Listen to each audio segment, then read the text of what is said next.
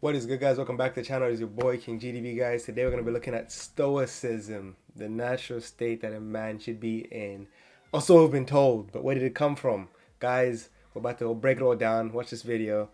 See how to become undefeatable. So basically, let's just pull up the description so we can get it right. So Stoicism is a school of philosophy that hails from ancient Greece and Rome in the early parts of the 3rd century BC. It is a philosophy of life that maximizes positive emotions while reducing negative emotions and helps individuals to hone their virtues of character. Guys, this was obviously emphasized a lot, Stoicism back in the day, to become a man, become stoic, understand that you have to maximize your life potential and, in essence, your productivity in life, and have virtues of which you live by and abide by. But anyway, guys, let's check out this video and see what it has to say about Stoicism, and let's all learn something here. Taking it back. We suffer more in imagination than in reality. In the city of Cyprus in 300 BC, there lived a very wealthy trader called Zeno. While on a voyage from Phoenicia to Piraeus, his boat sank, along with all of his cargo. Because of that single event, an event that was entirely out of Zeno's or anyone's control, this very wealthy man suddenly became poor in an instant. Imagine you were Zeno. How would you react to your entire life's work getting flushed down the drain by the sheer force of nature?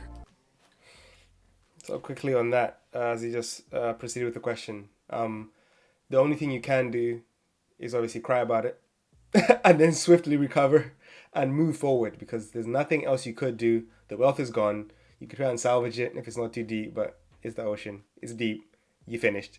So the best you can do, and this is something Andrew Tate says, and I'm using this as an example because everybody's probably seen some Tate clips or probably heard this at some point from Andrew Tate's mouth. Just an easy example. If he was to lose everything, he has the capabilities of making money. He knows the models and the institutions of how money works and how to use it to his benefit. So he knows how to make money. So if you lose it, you just reacquire it because you already have the necessary skills and or habits in place that allow you to regenerate that wealth. You're already hardworking. You're already on your purpose. You're already on your mission. You know what you have to do. You've got it unlocked. The mindset is set. But anyway, that's what I would do. Feel bad for about 10 milliseconds and then say, you know what, it is what it is. It's not going to change now. Move forward. That's all we can do. What is I'll the cry on the way reaction? to making my riches again. Would you be angry, sad? Would you feel life has cheated you? For most of us, these would all be normal reactions. 100%. But not for Zeno, the father of Stoicism. Zeno. I'm going to name my son Zeno just to get that in there, you know what I mean? One small change lasts an eternity, and one small reframing of your mindset can cascade into larger and more impactful changes later down the line. The core of Stoicism is the very definition of acceptance and indifference. After reading the works of Socrates and other great philosophers, Zeno created and taught Stoicism. According to Zeno, although we don't have much control over what happens to us, we do have control of how it affects us, 100%. And we must use this control to great effect. Rather than crying over spilled milk, or in this case, drowned goods, Zeno focused on maintaining his composure over the situation, remaining calm and neutral, despite his predicament. Today, people inadvertently view Stoics as people who cannot be broken.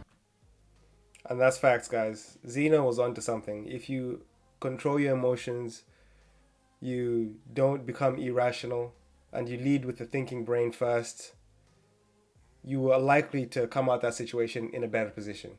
You rationalize it. You say, okay, that happened. Okay, now what can I do to, reacquire what I just lost? Obviously I got that somehow. I know the skills necessary. Let me just reapply those lessons I've been, using in my life and put them back to work for me. People who don't often linger to the emotional extremes, going through things like fits of rage or bouts of anxiety.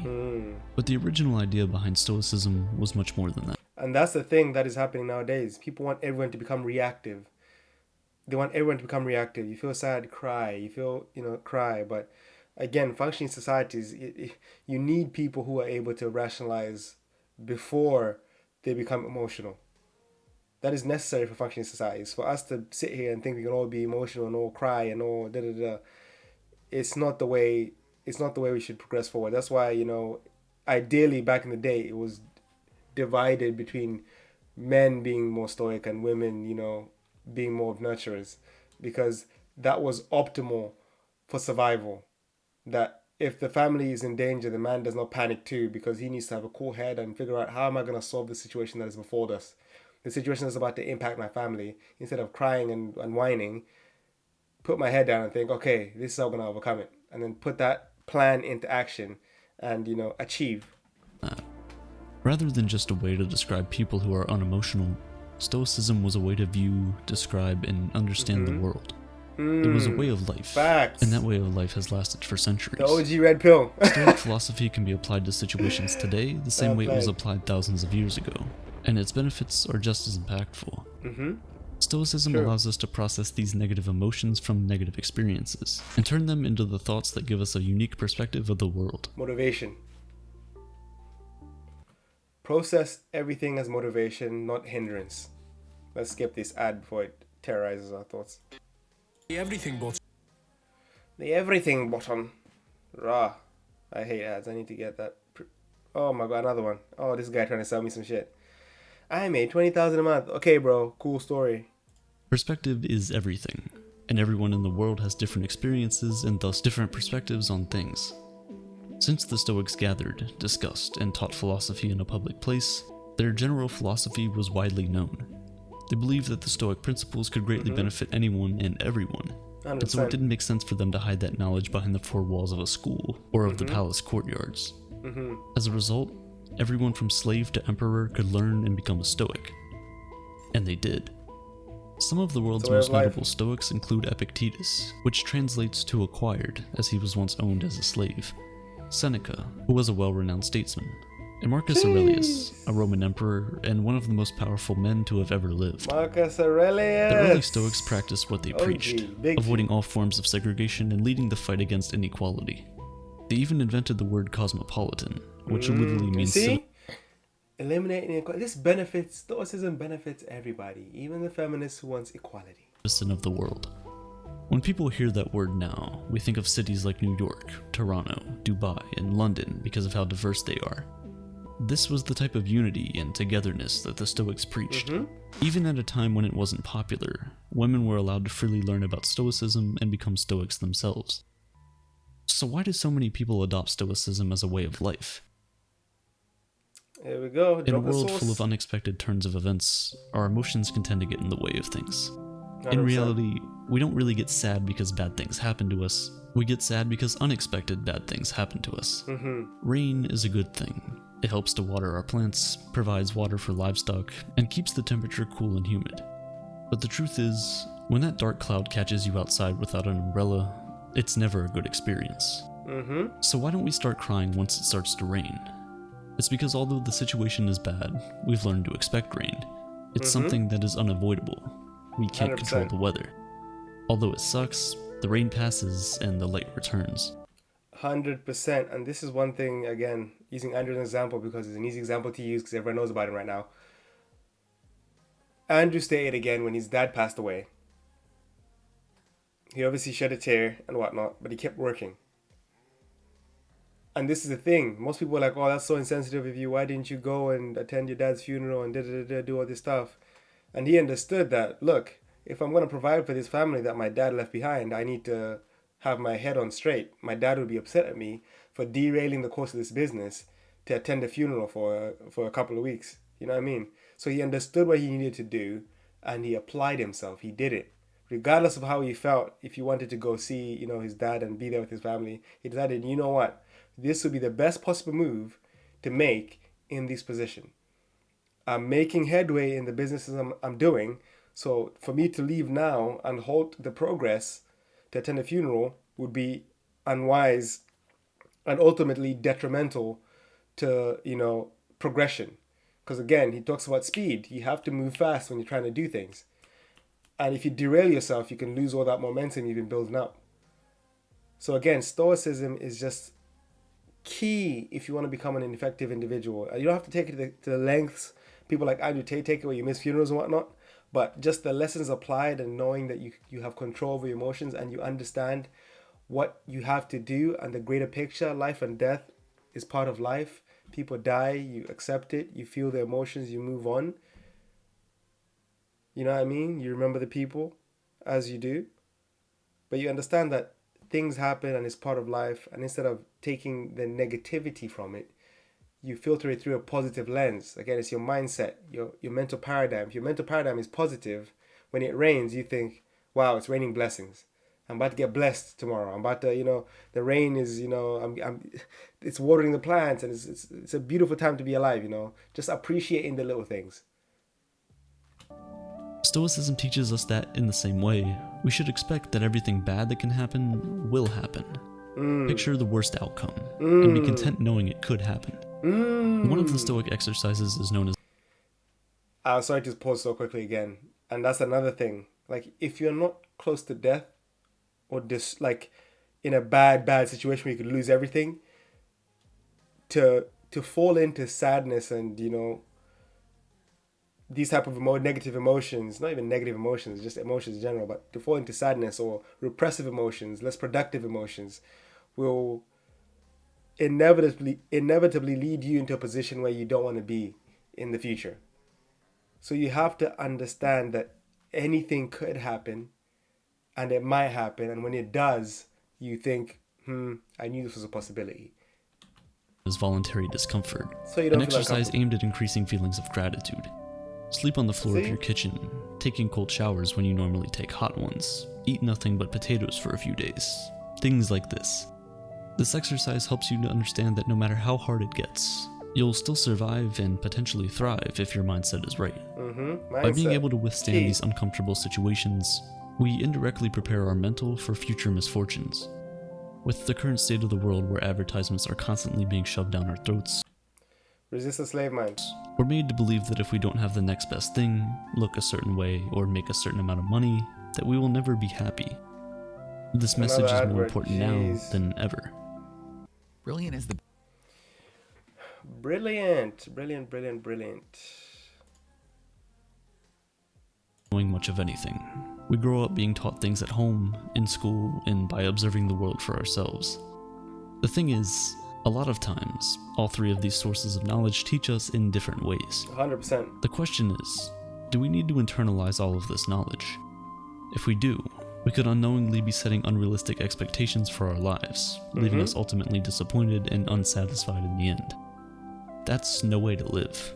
We should instead focus on improving ourselves, for ourselves. We should do things for ourselves and only for that reason. Attaching any external hope or secondary attachments to the actions we take almost always lead to disappointment. Most of the time, we end up trying to fulfill that emptiness with external things, blowing all your money on a fancy car. See, that's the key. Improve. Again, this is what my last video, where people were getting into a discussion in the comments below, like, oh, getting all these material possessions will leave you empty.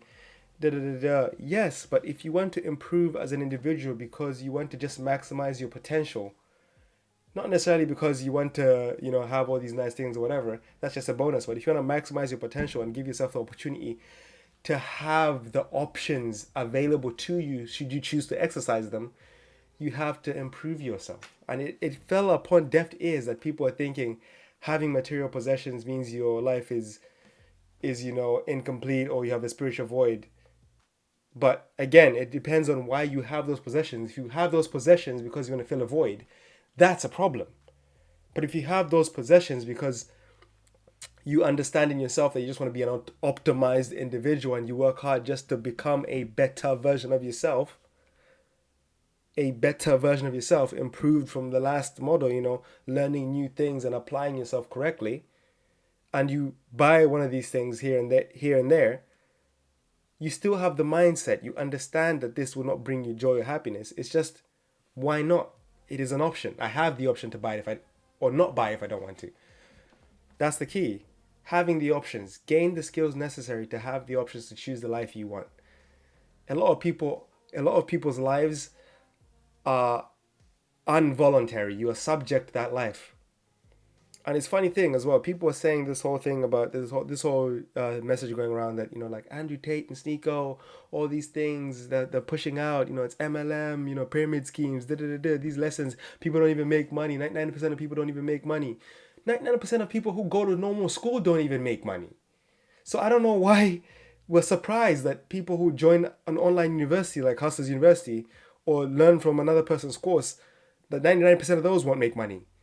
It's just about the drive to want to do it. For the people who really have and understand that they need to do these things, those programs like Hustlers Universities or Sneeko's course, whatever he's calling it, those courses have condensed information which you could 100% find online. You can 100% find this information free of charge online in your own time. But the difference is, in those courses, this information is condensed and given to you in an easily digestible manner. So you don't have to spend 15, 20, 30, 50 hours curating content and making sure, okay, does this work? Or should I try this concept? Should I try this concept? Those concepts are already tried, true, and tested. And if you apply yourself accordingly, you will make progress and improve. So it always baffles me that people think, oh, it's a scam, because not even that many, only the 1% make it. In life, only the 1% make it anyway. It's just about trying to improve your situation. You might not make 10,000 or 10K a month, but you might make an extra $500 a month, an extra $200 a month. That's what matters if you want to improve. And again, inflation picks no sides. It picks no sides. It's going up regardless of whether you want it to go up or not. So you either improve your livelihood by trying to increase the amount of money you make, or you accept that inflation is going to go up and you're going to keep struggling to do the same things you were doing on the income you're getting, because most people are not getting promotions every year. It's not happening like that for most people. So you have to understand that. It's crazy. A house, or even starting a family. Sometimes we do all of these things for their external value and not their internal value. But Stoicism teaches that if you approach life this way, you place your happiness in the hands of external forces. Forces that can always fail. Cars 100%. almost always break down. 100%. Natural disasters wipe away entire cities. 100%. Sorry for stopping early again using Andrew Tate as an example, because it's just easy to use him as an example. We've gathered this because he's everywhere right now. You have to be the man before you make your wealth. You have to be about it before you make your wealth. If you are not happy and content before you make your money, you're not going to be happy and content with the money. That's the key. Do not chase material possessions to be happy. Be happy, and then that is just an auxiliary, extra. If you were happy before you had it, you will be happy after you have it. You understand? Don't let it go over your head. Don't let it run in your mind like, oh, I need these possessions to be happy. They have a Bugatti and I need to get the Bugatti. No.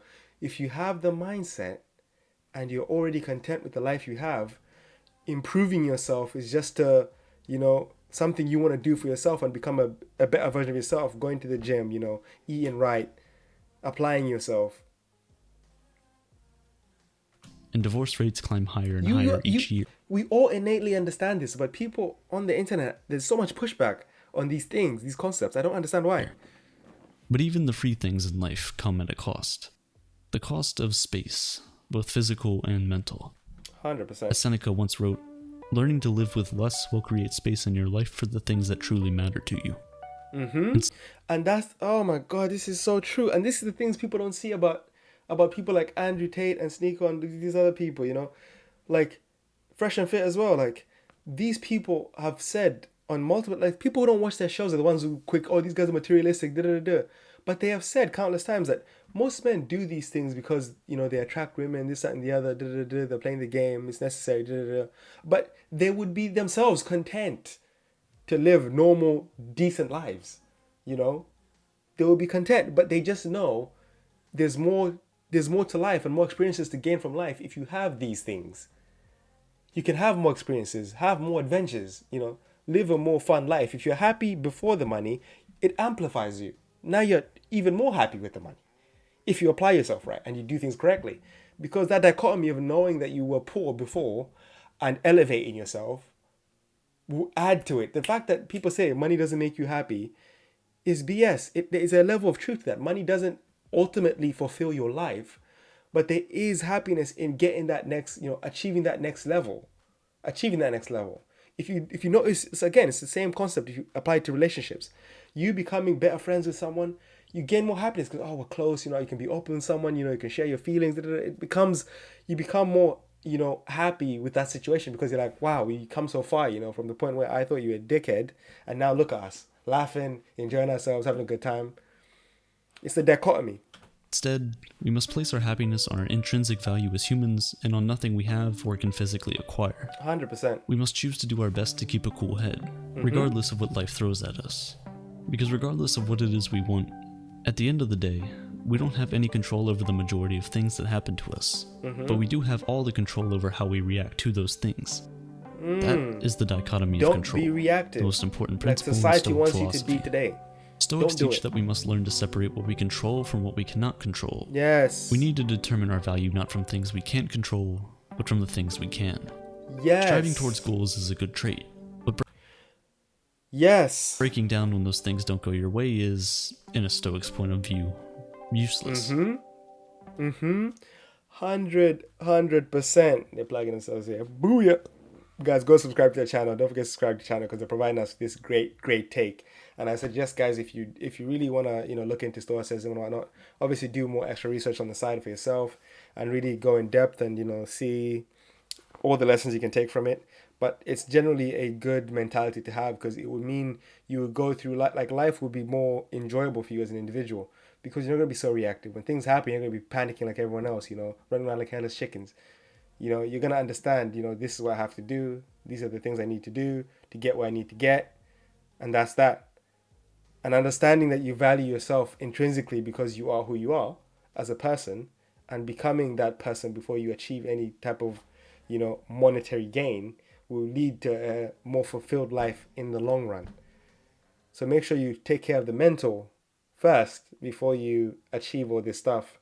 And again, you can do these things simultaneously if you have the aptitude for it, but most people can't. So make sure you get your mindset right, and then if you want to improve yourself. If you're content, if you're content being who you are and living the life you want to live, fair enough. But inflation's coming, everything's going up, so you end up just being a victim of that contentment in the end. But again, it is what it is. To each their own.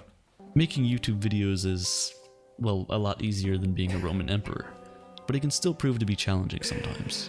100%. First, you must form your idea, which 100%. takes forever. Then research that idea. Scrap it yeah. because it sucks. Start over, script the video, create the video, edit it, make the title, thumbnail, and everything else before you hit upload. Everything up until the point where you click upload is all up to you.